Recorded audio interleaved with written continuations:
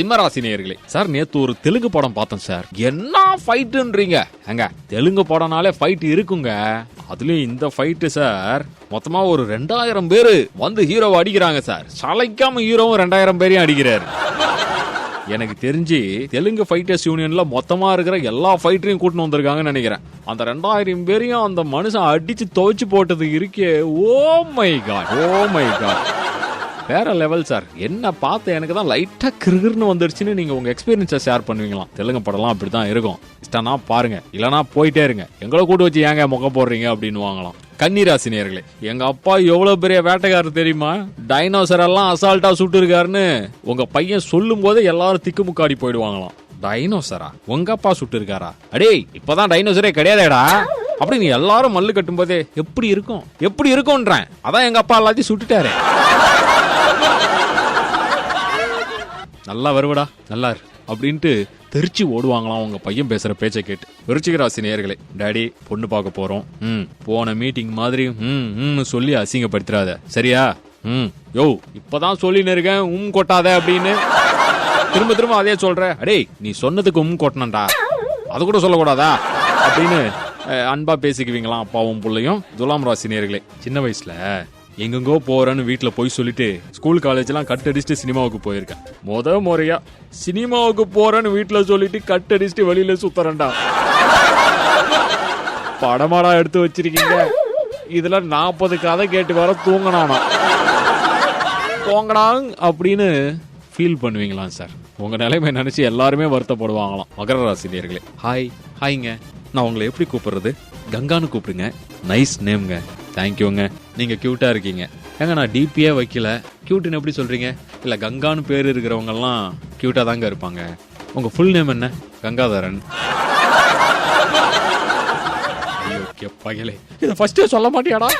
நான் மனக்கோட்டெல்லாம் கட்டிட்டேன்டா அப்படின்னு உங்க காதல் கசந்து போன விஷயத்தை எல்லாரும் கூட ஷேர் பண்ணி அவமானப்பட்டு நிப்பீங்களாம். ரிஷபராசி நேயர்களே, அரசியல் பேசுவீங்க அப்படின்றாங்க. எனக்கு ஒரு விஷயம் புரியலங்க. தலைவர் தான் மாஸ்க் போட்டு இருக்காரு, சரி இருந்தாலும் அவர் கார்ல ஏறும்போதெல்லாம் போட்டிருக்க சால்வியால மூஞ்ச மூடிக்கிறாரு. ஏன்? அது தம்பி பல வருஷமா கேஸ் கோர்ட்டுன்னு போலீஸ் ஜீப்லயே போய் பழக்கமாயிடுச்சு. அந்த பழக்கம் இன்னும் போல தம்பி, அந்த எக்ஸ்பீரியன்ஸ்ல இருக்காரு அப்படின்னு நீங்க யதார்த்தமா பதார்த்தமா அரசியல் பேசிக்குவீங்களாம். அடுத்ததாக வரும் நம்ம மிதுன ராசி நேயர்களே, மம்மி இங்க பாருங்களேன், இந்த சாம்பார்ல இந்த காய் இருக்குல்ல, இது என்ன காய் மம்மி அப்படின்னு உங்க பையன் கேட்க, எங்கடா காட்டு, எங்கடா உங்க அப்பா மாஸ்க காணாமேன்னு பார்த்தேன். என்னங்க உங்க மாஸ்க் கிடைச்சிருச்சு அப்படின்னு புள்ளையால உங்களுக்கு பிரச்சனை அப்படின்றாங்க. கடகராசி நேயர்களே, என்னையா பயோடேட்டா இது? என்ன பயோடேட்டா இது? உங்க அப்பா ஏரியா கவுன்சிலர்ன்றதுக்காக தான் உன்னை இன்டர்வியூக்கு வர சொன்னேன். ஆன்லைன்ல ரம்மி விளையாடுவேன்னு சர்டிபிகேட் வாங்கிட்டு வந்திருக்க. நீ ரம்மி விளையாடுறதெல்லாம் ஸ்போர்ட்ஸ் கோட்டாவில் சேர்த்துக்க முடியாது. கடுப்பாவீங்களாம் சார். இன்னைக்கு அந்த மாதிரி ஆளுங்க கூட தான் இன்னைக்கு உங்களுக்கு பழக்கமே இருக்குமா. மீனராசி நேயர்களே, 2 டயலாக் தான். என்ன ஆச்சு தெரியலையே, என்ன ஆக போதோ தெரியலையே. என்ன பெருசா வித்தியாசம்ன்றீங்க? இப்போ ஒய்ஃபுக்கு நீங்க 5 மிஸ்டு கால் கொடுத்துருக்கீங்க. அந்த போன் எடுத்து பார்த்தா ஒய்ஃப் உடைய ஞாபகம் என்னவா இருக்கும்னா, இத்தனை போன் கால் வந்திருக்கு, மிஸ்டு காலா, என்னாச்சுன்னு தெரியலையே அப்படின்னு நினைப்பாங்க. இதுவே ஒய்ஃப் உங்களுக்கு 5 மிஸ்டு கால் கொடுத்துருந்தா பயத்துல உங்களுக்கு ஐயோ என்ன ஆக போதுன்னு தெரியலையே. அவ்வளவுதான் சார் வாழ்க்கை.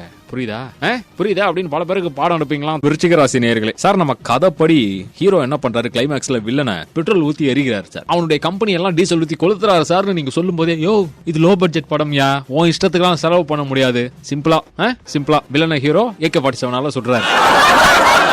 அவனுடைய பில்டிங் எல்லாம் பீரிங் வச்சு இடிக்கிறாரு. பெட்ரோல் டீசல் வேலை தெரியுமாயா உனக்கு?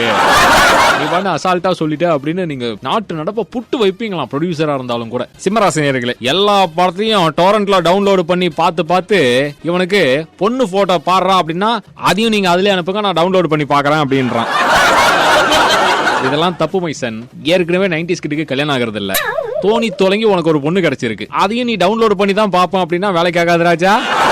காம்படிஷன் ரொம்ப அதிகம் அப்படின்னு தகப்பனும் மகரும் வேற லெவல்ல பேசிக்குவீங்களாம். அடுத்ததாக வரும் நம்ம கன்னிராசி நேயர்களே, கோயமுத்தூருக்கு ரொம்ப தூரத்துல ஒரு அபார்ட்மெண்ட் கட்டி கோவைக்கு மிக மிக அருகில் விளம்பரம் செஞ்சு நிறைய அபார்ட்மெண்ட் விற்காம இருக்கு. ஆனா இப்ப விக்கிறதுக்கு ஐடியா கிடைச்சிருச்சுன்னு நீங்க சொல்லும் போதே, ஐடியாவா எப்படிங்க, என்ன சொல்லி விக்கிறது? இங்க இருந்து சென்னைக்கு செல்ல உங்களுக்கு இ-பாஸ் அவ்வளவு எளிதில் கிடைக்காது.